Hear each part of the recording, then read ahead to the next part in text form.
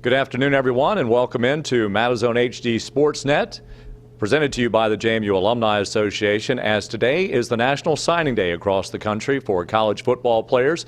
And today we're delighted to have JMU second-year head coach Everett with us to talk about the 2015 recruiting class for the Dukes of James Madison, in addition to some other recruits that he's recently landed, so to speak, and that is the new coaches that are coming to James Madison and some of the changes that are taking place regarding that. And Coach Withers, first of all, there is the season that is the regular season, and sometimes into the postseason that takes you through about a quarter to a third of the year. But recruiting is 365 days of the year, and today is a big day for you in this James Madison football program. But it does start with what your coaches have done, and you've had some changes there. Yeah, Kurt, we, anytime you hire good coaches, coaches have to plan to lose them. And I always have a plan. I think I told somebody earlier, I always keep in my dresser drawer a list of about 30 names of coaches because I'm always expecting to lose coaches.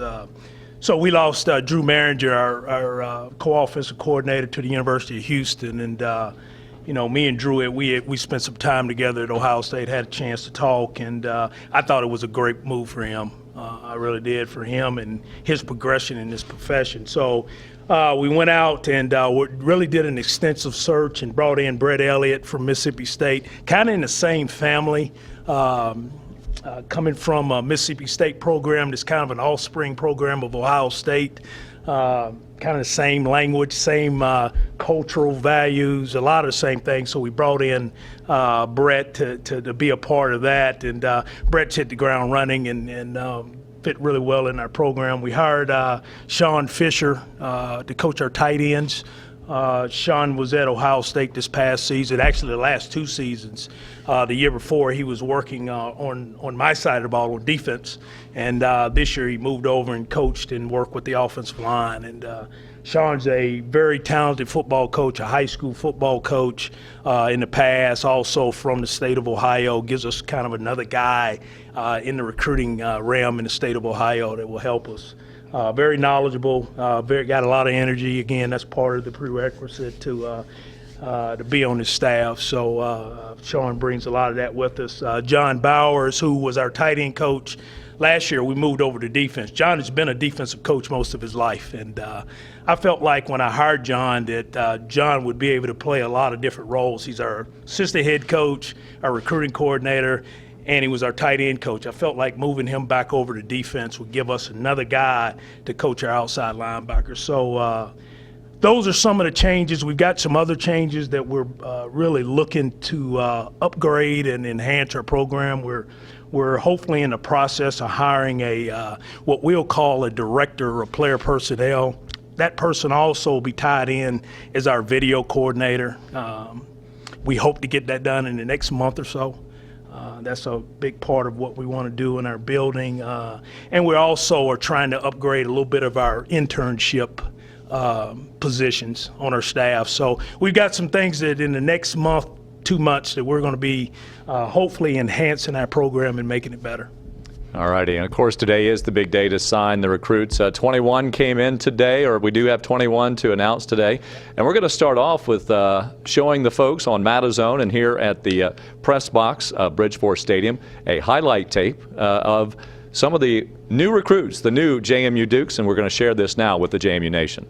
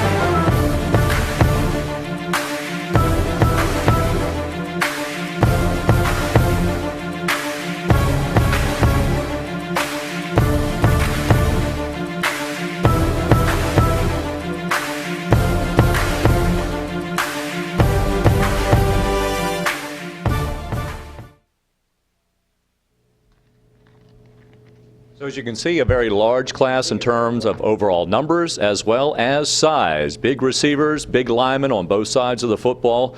And Coach Everett Withers now will rejoin us as we continue to talk about this 2015 recruiting class here at James Madison University. Coach, a question to start off here. From the characteristics of this particular class, what really pleases you and your staff as you sign this group? Well, I think this group embodies what we are trying to build on our roster and throughout our program here at JMU with kids that really love the game of football, want to get a high caliber education. And they're class people with families that really have good core values. I think that those three things are the number one thing you start talking about overall things that we look for. We also, we got longer, we got taller, we got more athletic. And I think that's what we wanted to do. We wanted to get taller in some positions. We wanted to get more athletic at receiver with length. We wanted to get more athletic in our offensive line. We wanted to get bigger and taller in our offensive line. And we wanted to do some things. We wanted to get our IQ, our football team's IQ up. We wanted to, and what I mean by that, we wanted to sign kids that are stick and ball guys. And when I say stick and ball, guys that love the game, they're gym rats, that are always in the gym working on getting better as football players, and we felt like we did that. Coach, if you want to continue on and chat about the various groups or however you want to break it down with your class. Well, obviously there's 9 guys from the state of Virginia, from the Commonwealth of Virginia. We feel very, very proud of that. There were some very talented players in this state this past year. And for us to get in and do our job and get the guys that fit our program, we felt like that was a need. 4 guys from the state of Maryland, which we feel like we've got to do a good job of recruiting in that area, in the Maryland, D.C. area. 2 each from North Carolina, Pennsylvania. We felt like that was big. And then, being able to go to New Jersey, we feel like we want to be able to get back in the New Jersey area. We only got 1 kid from the state, but we feel like we hit a home run in the state of New Jersey. So up and down the eastern seaboard, we felt like that was a big part of what we wanted to do in recruiting. We felt like we hit on some marks there, getting kids out of some states that we feel like we've got to have a footprint in our recruiting. So that was big. If you look at positionally, if you look at our offensive line, if you look at the size of the kids in the offensive line, it was really what we wanted to do. We wanted to get longer and more athletic. You look at 290 and the size of some of those guys, that wasn't the emphasis. The emphasis was getting taller and longer in those positions. So we felt like we did that. We got a couple kids in the defensive line that kind of fit the same mold in the offensive line, taller and longer kids in the offensive line. So that was big for us. We lost Dean Marlowe. We felt like we had to go get a dynamic player at safety, and we did with Robert Branch. We felt like we did that. He's a kid that heads off to our staff that recruit. Antoine Smith did an unbelievable job. Robert Branch was, everybody at a lot of schools wanted Robert Branch, and for us to be able to get Robert Branch was big time. So we feel like he'll be a kid to be able to come in and help us, hopefully immediately. And that'll be up to him more than anything else. So we feel good about it. We felt like the athleticism of our team, overall team, improved. And that was, kind of our goal, is to get better and enhance our football program. I noticed that a lot of your signees this year are 2-sport athletes. Yes. Many of them are. Is that something that kind of raises your eyebrow when you see that and you talk to football coaches and find out that they just play more than the football? Yeah, we're really big on guys that play more than multiple sports. I really believe that. I really worry a lot of time about kids that train for one sport and how much they're really getting the overall high school experience for one. And if they're really training, for one sport, if that doesn't burn them out. So we really like kids. I love wrestlers. We love guys that wrestle. Feel like that's a big part of what we look for. Guys that know how to get off the mat. That's really critical. And guys that are playing basketball that are, athletic, that can run and jump and those type things. Really important for what we're doing. So we met a lot of those goals, what we wanted to do as far as finding athletes and recruiting.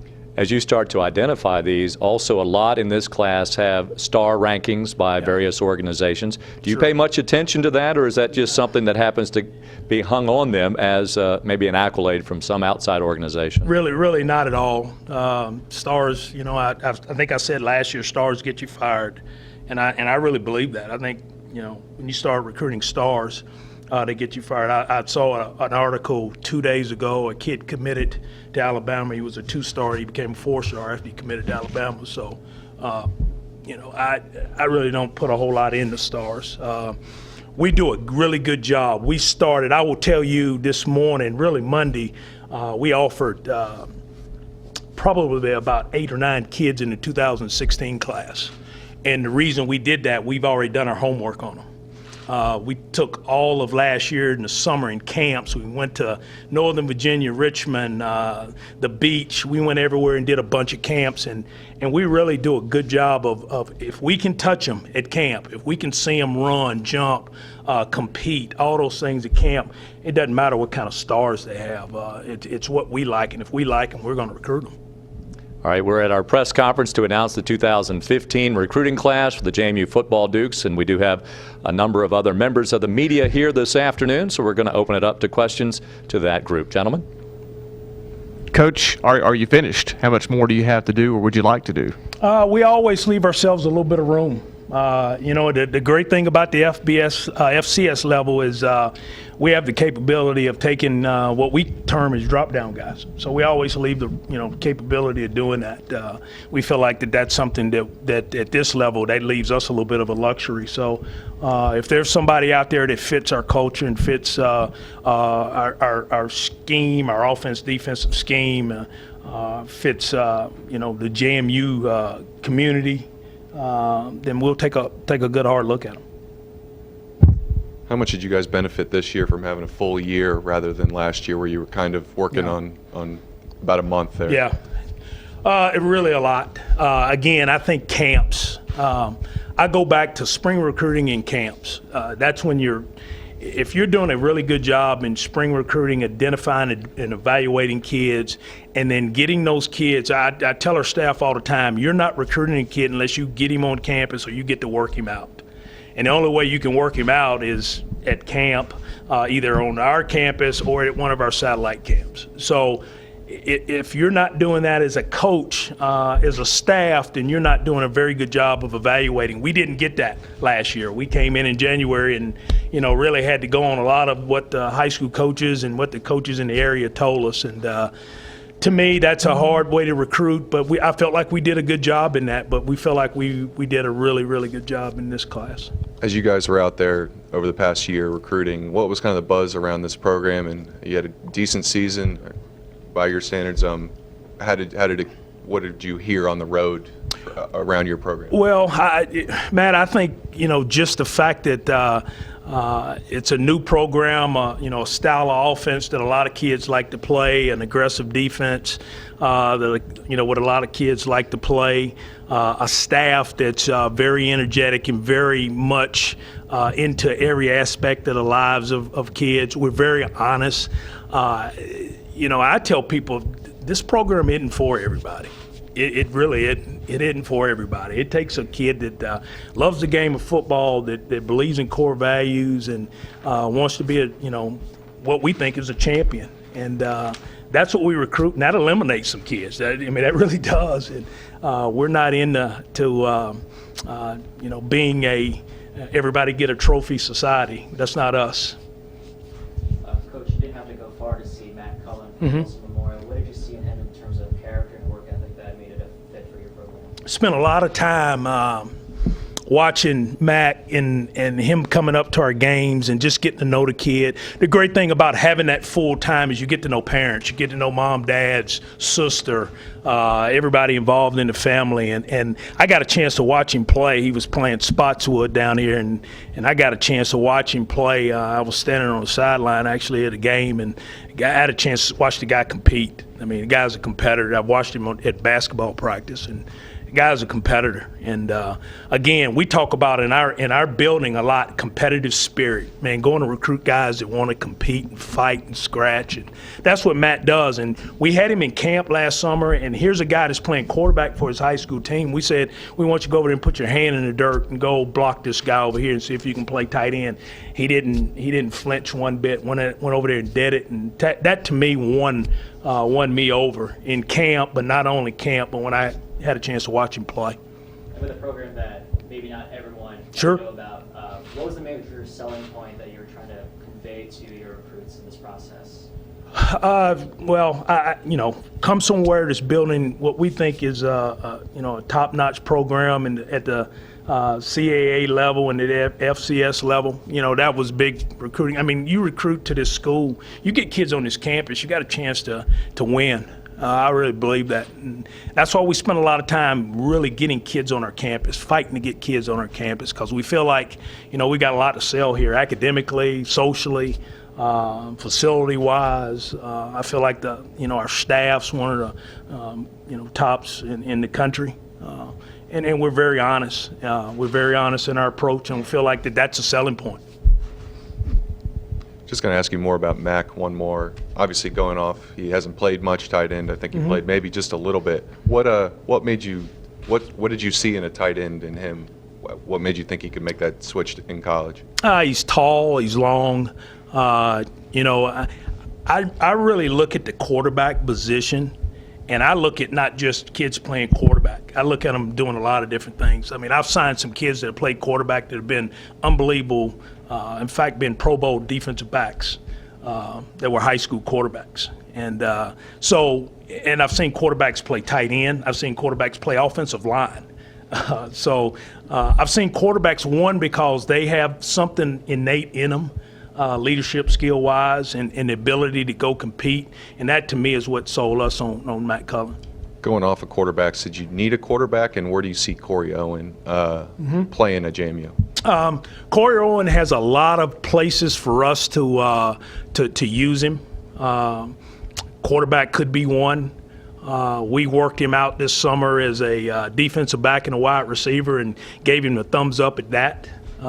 He's just a kid, I think, that can play anywhere. We try to find and sign kids, especially athletes, that can fall a number of different places.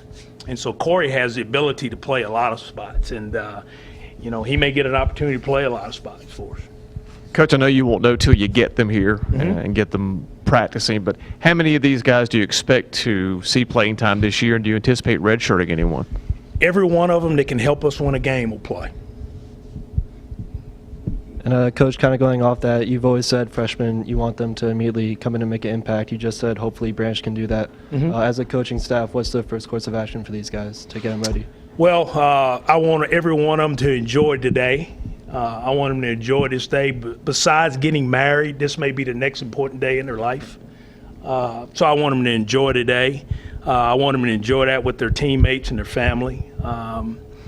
I think the biggest thing after that is to enjoy the rest of their senior year. Hopefully when we get these guys here, our approach is to get them here in June and get them started and get them acclimated to our football roster and ingrained in our football roster and move from there. And again, going back to the question about who will play, I think there've been some misconception about me saying I don't redshirt. We redshirted a number of guys this year that didn't have roles to play. But if you can help us win a game, we'll play in a game. So that's our approach. I don't save guys for the next coach. The next head coach, I'm not saving them for him. I want to play with my guys. Coach, certainly the depth chart's going to change a lot between now and September. But is there an area, a position that you feel right now you've got a lot of depth in that you might be able to move some guys around from? Kurt, we're going to consistently, daily, hourly look at our depth chart and see where guys fit and where their role and where their value can be on our football team. It's hard to tell, the depth-wise. We wanted to sign some offensive line. We had to feel where we can put those guys in place to help us. We're really, we've got a number of running backs which we want to have a number of running backs on our roster. Some of those guys may be able to help us at other positions. We're going to be young in the secondary, so we may, take some guys that have played the game and move them there to secondary. So there's a lot of different spots that we'll move some guys around. We feel like we're getting where we want to be in the offensive and defensive line. I know next year we're going to try to go and sign more defensive linemen, but I feel like you have to be good in the offensive defensive line, and we feel like we're headed that way. I know there's a learning curve on the offensive line, so what can you expect from these couple guys you got in year one with these O-linemen? I have a lot of faith in what Coach Davis did and what he can do as a teacher and as a mentor. He's one of the, I believe, one of the top young offensive line coaches in the country. So again, a lot of these guys are handpicked by Coach Davis and our staff. So I think Coach Davis is looking forward to getting these guys, and whether or not they play this year. Again, we always say it's up to the kid. The kid will tell us whether or not he's ready to play or whether he's ready to redshirt or not. So, the kids that are compete and fight and get in the mix, and again, those kids have to get stronger and bigger, and get more acclimated to our culture. But we feel like that those kids will be able to help us. We'll see how many. Yeah, you talking about Brad reminded me with losing Maringer there when was it, December? How did your recruiting take any hit when you guys were out without a coach there at that position? Not really. We do a lot of staff recruiting, so as far as having one guy, no, not at all. Okay. And I was also going to mention the social media and you guys on Twitter as coaches. I don't know it probably comes from you. Top down, how much of an emphasis is that for you guys? And it seems like there's really some excitement there with these kids and recruiting and stuff like that. Well, it's another tool you have to use in recruiting. It's one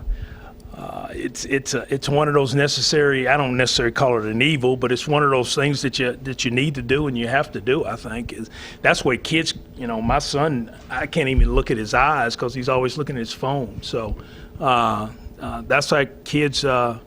Communicate today, so you have to keep up with it. I think it's a big part of what we do, and we believe that it gets our message out there. Also, it gets our brand out there and our message out there. So yeah, it's big for us.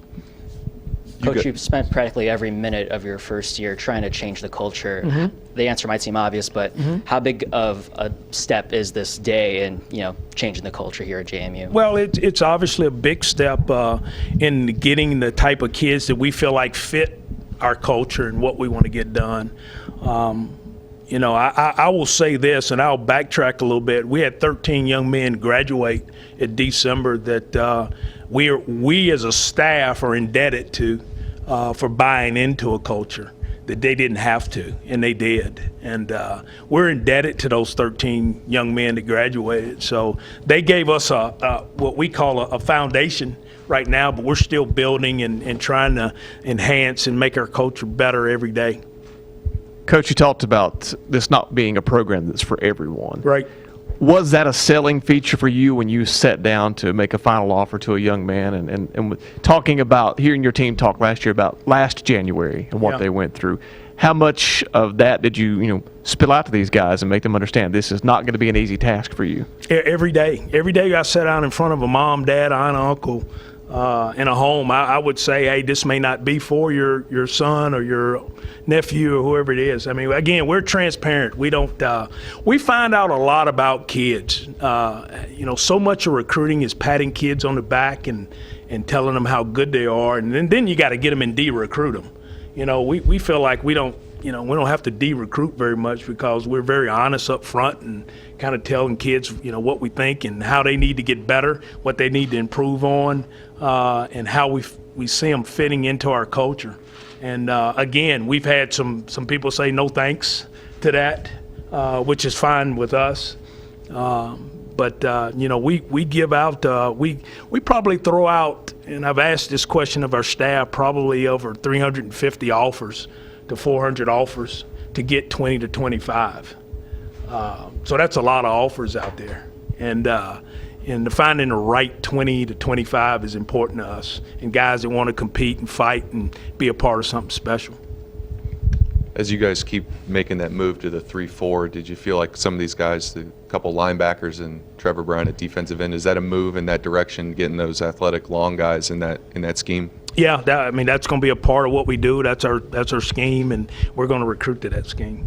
What in particular about those long guys kind of fits what you want to do? If you could highlight a few specifically. Well, I Grayson think and Brown. Trevor Brown, I think Jordan Brooks, I think those guys have long arms, what we like to call long lever guys that can extend and get off of blocks, and that's important when you're playing the 3-4. Some of the guys that the Kurt Robertnets, the Nick Graysons, those guys that can run because they're second level guys. They're Demetri Holloway, guys that are athletic that can run. So we feel really good about those guys being able to step in and have a role on our football team. How fast, again, that'll be up to a lot of those guys.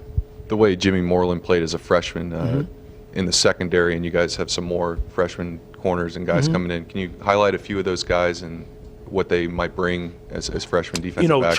Charles Tutt, I think is a guy that a lot like Jimmy Moreland, has a lot of what I call the swag and that ability to play at a high level. You watch him play. He plays a lot like what Jimmy played in high school, an aggressive corner. I think he's going to be a good player for us. I look at Robert Branch and some of the things that he brings. We missed last year having a true nickelback. So we feel like Robert can help us in a bunch of different ways at nickelback, and we feel like he can do that. Rashad Robinson, again, I really believe in those high school quarterbacks. I just, as a coach throughout 27 years of doing this, really like high school quarterbacks playing in the secondary.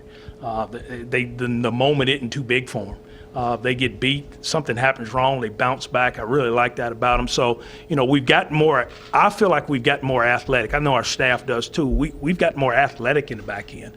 And we've gotten a little bit more of kind of the swagger that we like back there in the back end also.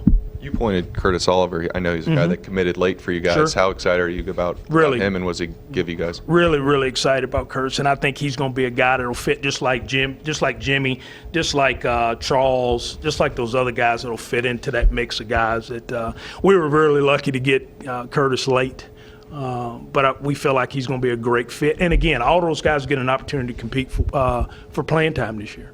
Position you guys are deeper at tailback.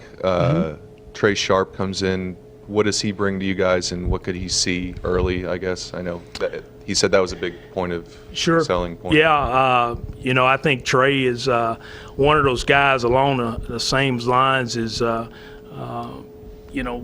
small back that can move into the slot, that we can get the ball on jet sweeps, that we can throw the ball to out of the backfield. And he's a talented young man. He's a kid that really committed to us early, that we had to fight to the end with an ACC opponent at the very end to keep, and we were lucky. And we feel like Trey is going to be a good fit. He'll add, obviously, depth to that position. He'll also give us the ability that if he's in the mix, that maybe we take somebody and move them to another position. So we'll see how that pans out as we get here doing the summer in 2 days. Coach, how often did you run into your conference opponents with this particular recruiting class? It's amazing to me, but very, very little. Very, very little. And I guess, we really believe our recruiting is on a level that's more mid-major level. We fight the Toledos, the Akrons, the Kent States, the Miami of Ohio's, even the ACC. The Wake Forest. Boston College. Last week I'm in Maryland, and Boston College is trying to come in to see two of our guys. And I'm going, and luckily for a high school coach that's got a lot of class and a lot of, I guess, morals and character, he says, no, they're going to JMU.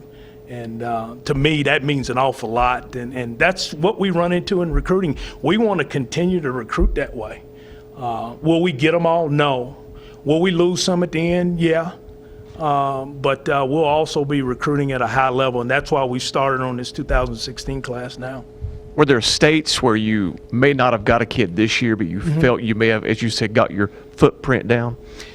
Yeah, we want to, maybe get into Florida a little bit. Don't know if we're going to, still kind of shoot for Florida.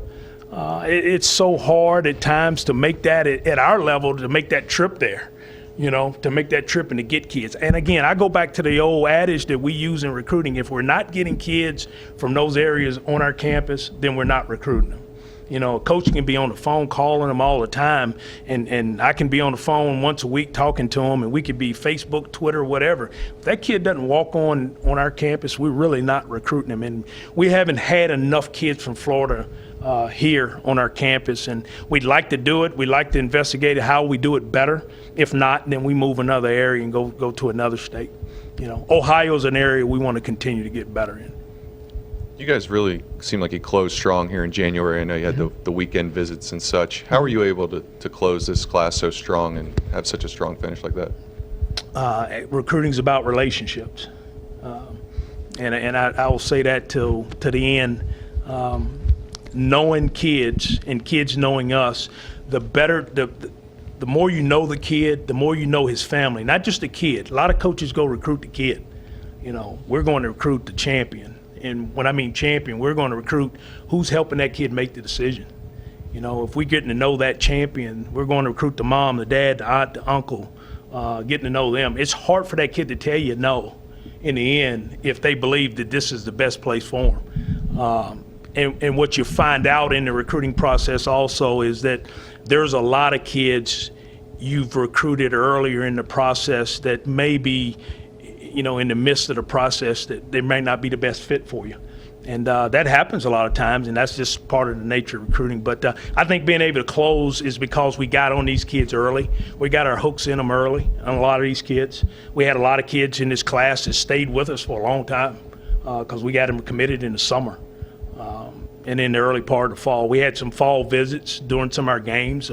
Luckily, we had some kids up for Townsend and William Mary and people like that. To me, that's important to get kids on your campus during games. We did that, and then we had a big weekend a couple of weekends ago. We brought in a lot of our commits, and we brought in, and it was during our banquet weekend, and we brought in some kids that were uncommitted, and I think we batted nearly 100% in that weekend. So to me, that's huge. You got to plan them out, and I think our staff, John Stryker, and our recruiting office did a great job of setting up our weekends.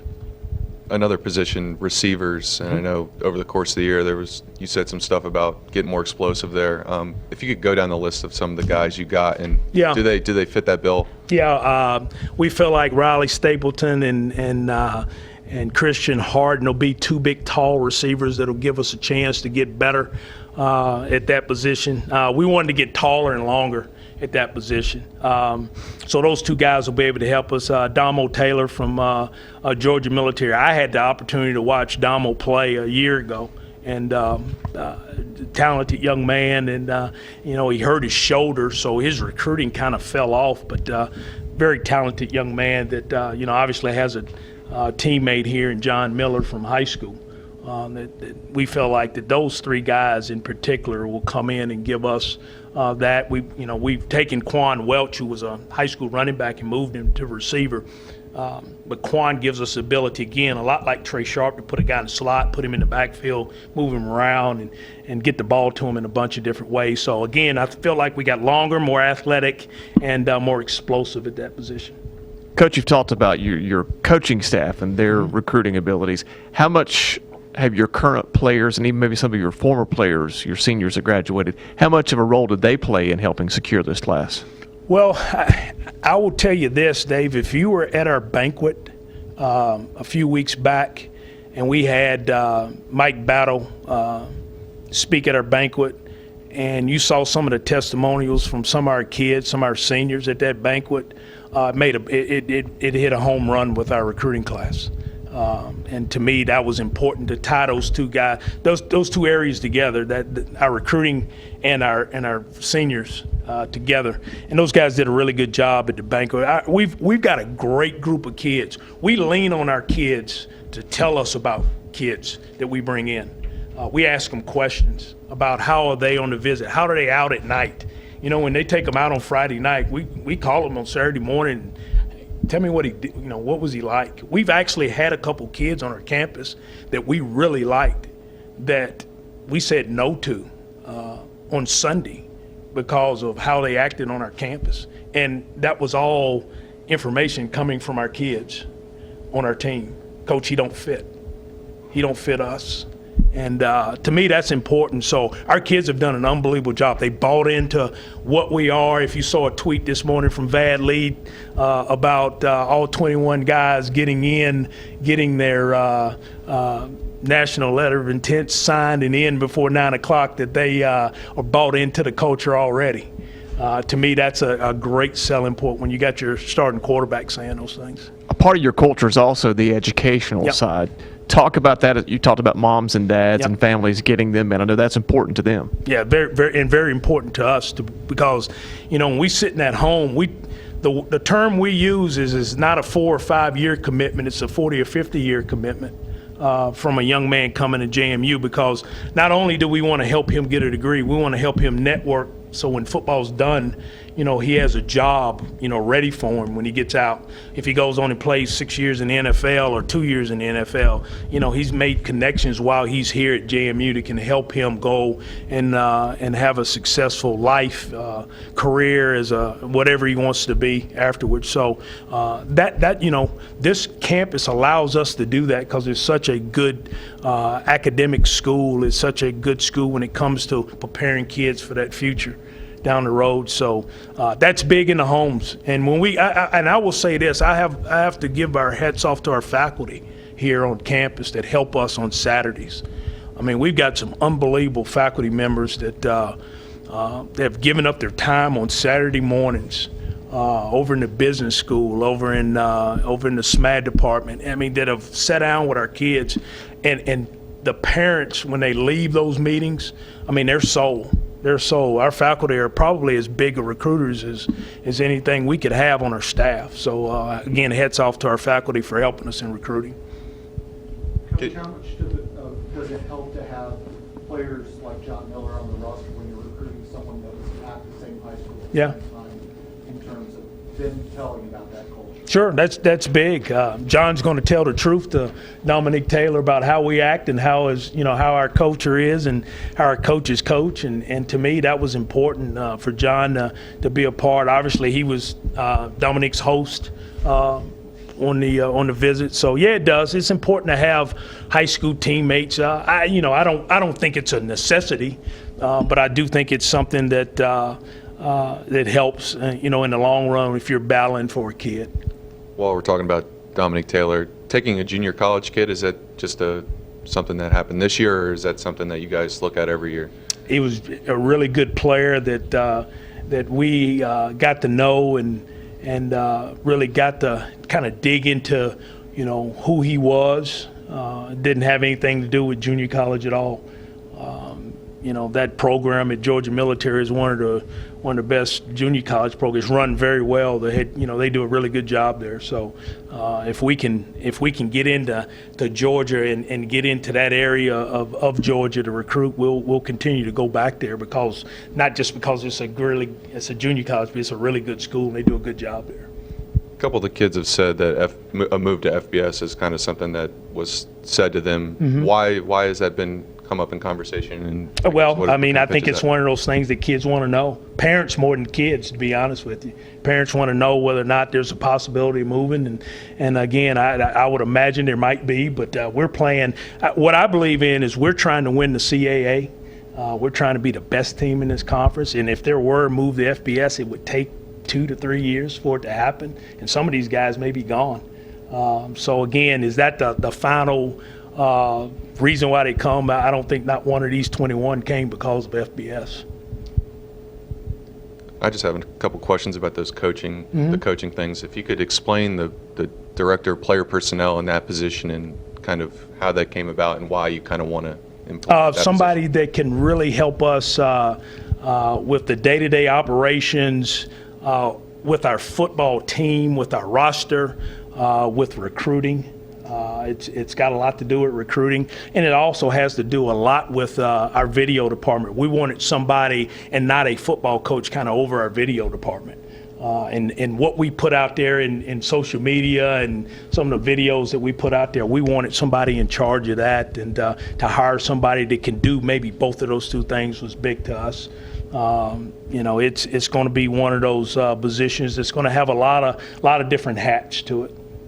Going into Brett a little bit in his background, I know he's a young guy like Drew was. How did he get on your radar, and kind of what made him attractive probably when you first found out about him? Well, I mean, I know a lot of guys on the Mississippi State staff, and when the position came open, several members of the staff called me and gave me Brett's name, and I spent probably 2 hours on the phone with Dan Mullen, the head coach at Mississippi State, who I know Dan fairly well, and Dan kind of knows our culture. He gets it. I mean, Dan's an Urban Meyer disciple, and our culture has a little bit to do with what's going on at Ohio State a little bit, and Dan thought that he would be a great fit for what we were doing offensively, and the fact that he had been a quarterback and played quarterback at a pretty high level. And felt like that Brett was going to be a guy that was going to be an up and comer in the college ranks, and in fact Brett interviewed for their quarterback job, so it was a natural fit. When we sat down as a staff and interviewed Brett, it was kind of a home run for us. I guess, how does he kind of fit what you guys were already doing, and obviously you had plenty of success here? Yep. So is he's not revamping anything, I guess? What does he kind of have to do? No, I mean, I hope he brings new ideas, but we have a system in place, and again, it's not very far off from what we were doing in the first place. So we'll just kind of keep going in the directions we want to go. There's some things that we want to continue to get better at offensively, and we have to. But Brett brings a lot of knowledge as far as the quarterback position, which I think will help our quarterbacks. But as far as changing a whole lot, there won't be a whole lot of change. Hopefully some enhancing. I know you guys kept that same co-OC split there. How do you envision him working with Brad? And I know Brad and Drew were pretty good together. How do you see this working? Very similar. Yeah. Very similar. I think it'll be, in fact, the same. Okay. Yep. Talking about that position, how many phone calls did you get? And if you can say maybe how many applicants you actually sit down and talked with? We probably had 300 calls. I mean, from high school coaches, from Pop Warner coaches to guys that we sat down, and I probably interviewed 10, 12 guys. We felt like we hit a home run with Brett. Okay, anything else from members of the media here? Dave, sorry he didn't look at your resume there on that one. So nice try. Thank you, Coach Withers. Looks like a great recruiting year, and now it's time to start recruiting once again, as it is a 365-day a year job, of course.